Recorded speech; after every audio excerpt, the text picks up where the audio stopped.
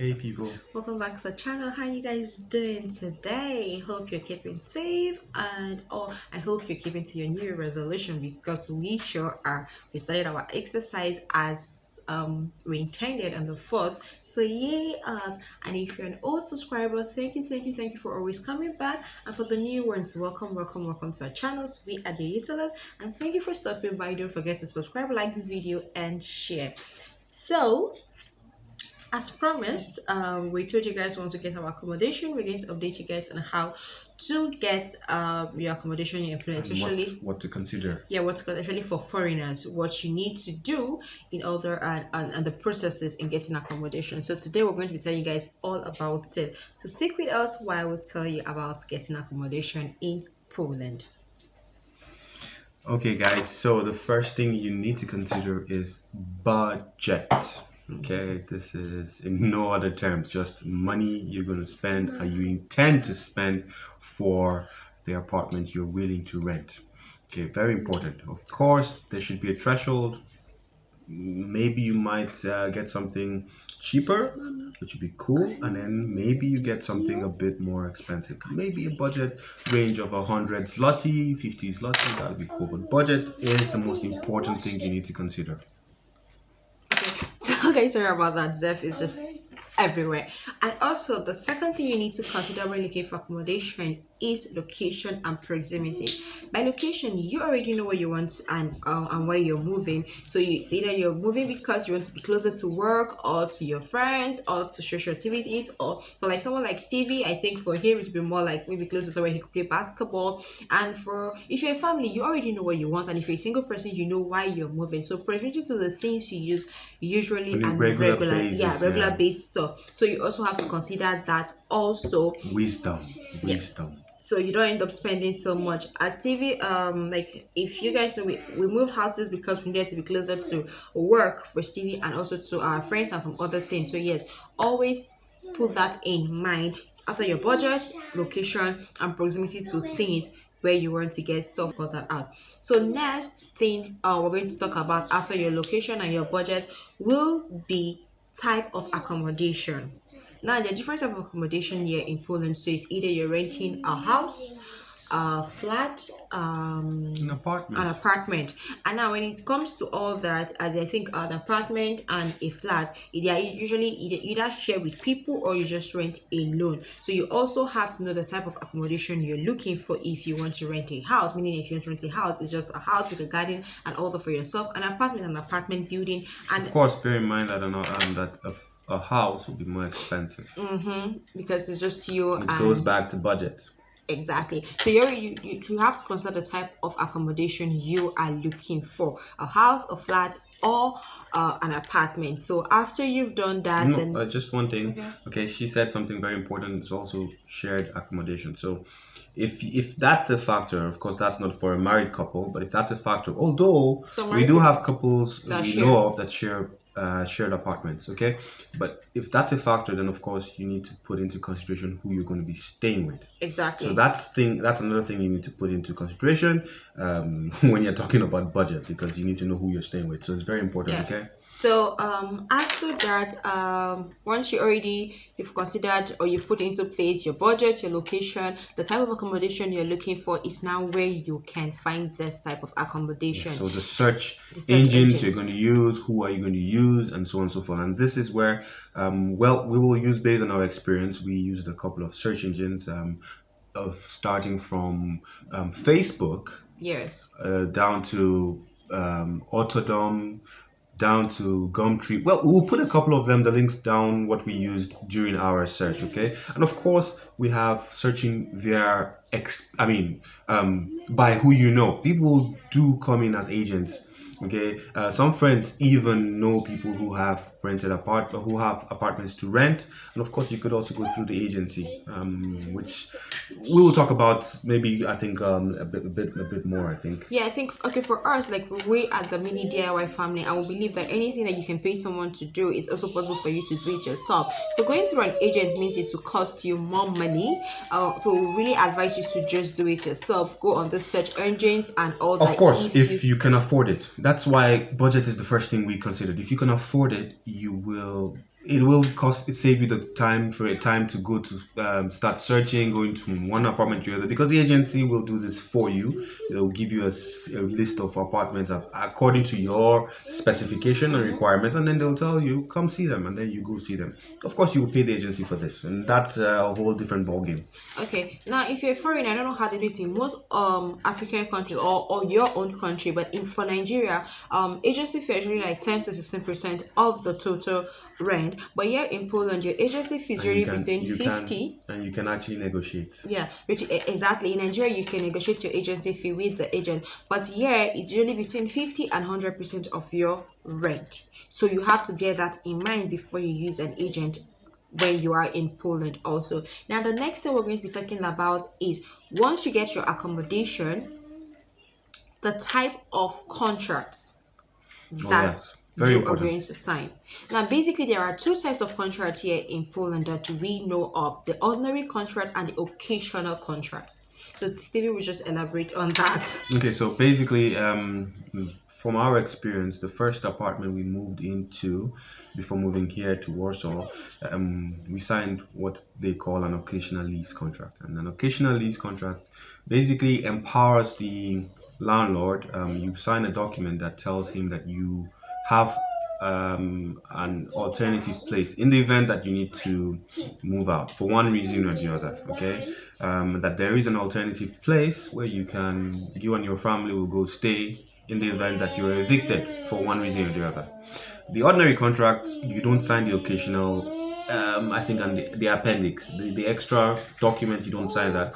It's just an ordinary contract that has all the list of what the contract, the contract specifications, the amount you're going to pay for everything, what is attached in the appendices, the things that are, because we have two types of apartments. You have the furnished and non-furnished. Okay, so if it's the furnished, it's usually required that it is appended in the contract that this is what is there. We have two couches, we have a console, we have this, so that when you're leaving, okay, it can be accounted for. This is the state of the this is the state of the things, items within the apartment, and this is how you left it. No wear and tear. Okay. He said, type of contract as he mentioned, occasional and ordinary contract. Usually for the occasional work, he means what he didn't say. In most cases, is the landlord will ask you or ensure that the person who is signing in for you, that in a case where you are evicted or you have to move out, the person has to have their own house, not a rented apartment. It has to be someone with their own house, like, or their own apartment, like it belongs to them. So that you also have to consider. And also that will not take us to okay. Also, guys, before we go to the next thing that you should consider when trying to get accommodation is when you're signing your contract, please, these contracts are usually in Polish. You can request to get a copy in English also. Always know what you're signing. Always ask for you need to read the fine print.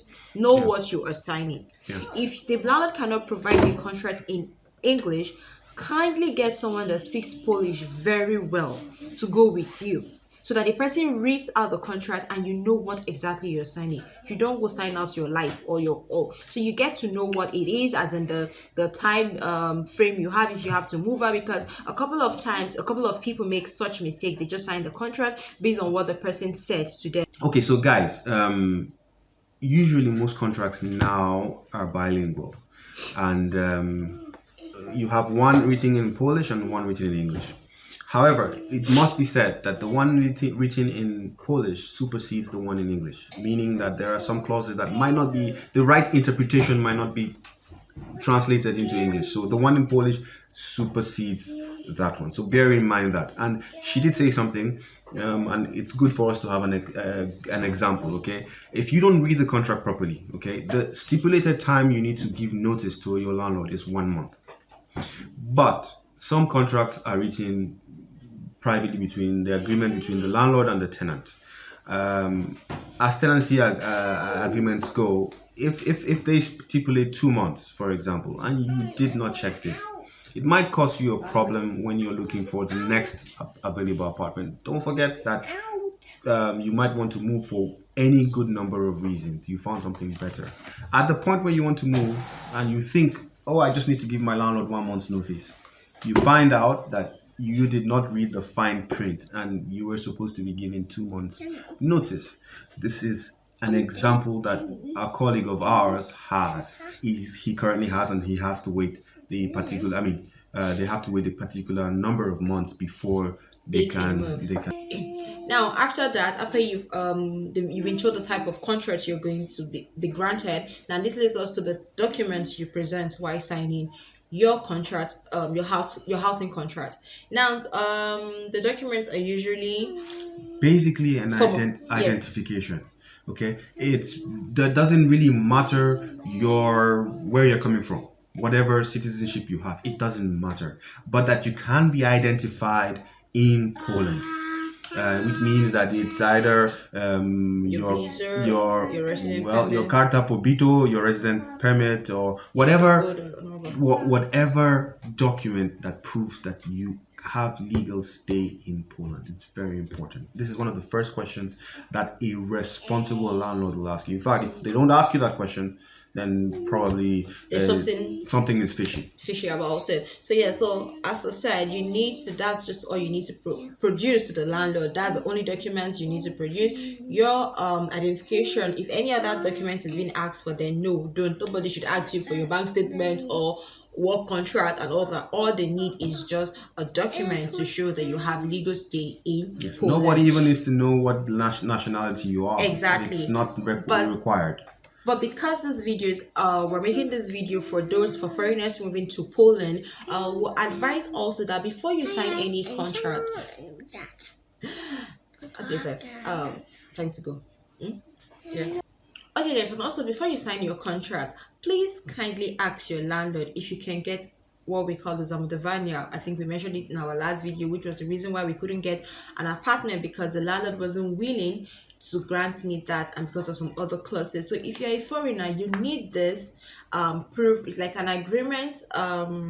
It's a proof of stay. A proof of stay. So this is going to help you when you go to immigration for you to get your permit or renew your permit, whichever permit you want to renew. So please, guys, foreigners, always ask the landlord beforehand, before signing any contract, if you can get a zamudavania after signing the contract. And this will now lead us to payment method. Can I say something before you go there? Sure. Very important, because the Ushon, or the registry office usually sends documents via post to your domiciled residence.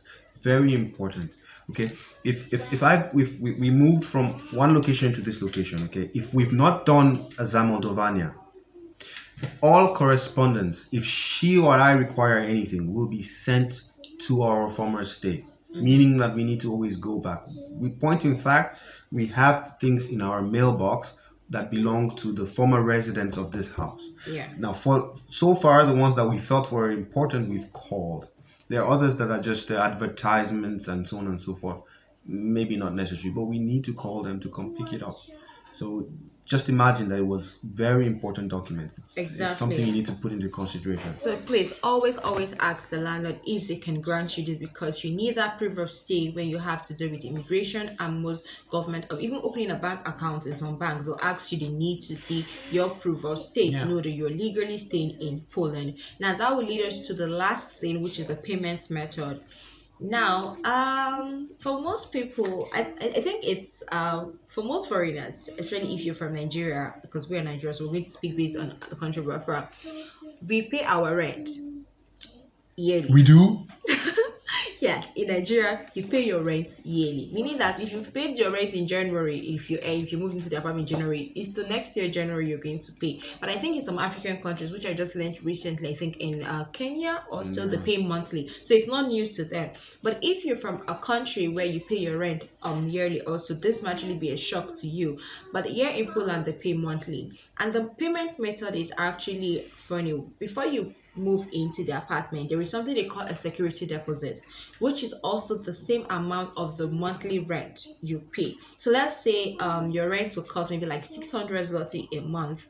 You're going to give your landlord, depending on the agreement with your landlord. Some landlords ask for just 1 month security deposit, some will ask for 2 years security deposit, and we actually read somewhere that they can actually even ask for 12 months security deposit. But I think it's possible. It's possible, but it's very unlikely that you will get that. Exactly. So depending on the landlord and the person you're dealing with. So but minimum of 1 month security deposit. So you have to pay equivalent of the same amount you pay monthly as a security deposit. Just in the case whereby you're moving out and there are some damages to the house, they hold back they retain this like a retainer fee. They hold this back to fix the things you have damaged. Of course, they will do an audit of what needs to be repaired. If what they audited it's found out that it's lower than the amount, they deduct that amount and give you the balance. If it's more, then of course you pay more, basically. So yes, so you pay your rent monthly here in Poland. And also what else?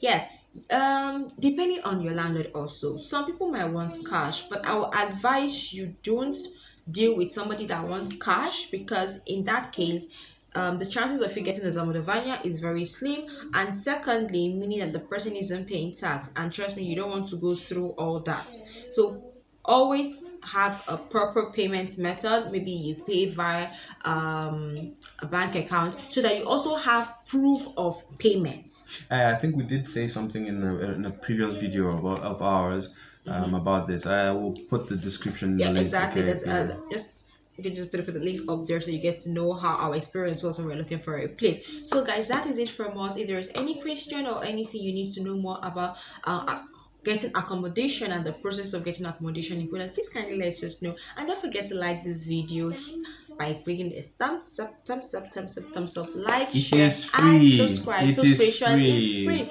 Please help our ministry. Yes, to help our ministry, just subscribe to this. Just subscribe to this video, and yes, let us know what you think in the comment section, and all that if we missed anything else and if there are more information you need to know. Yeah. Bye.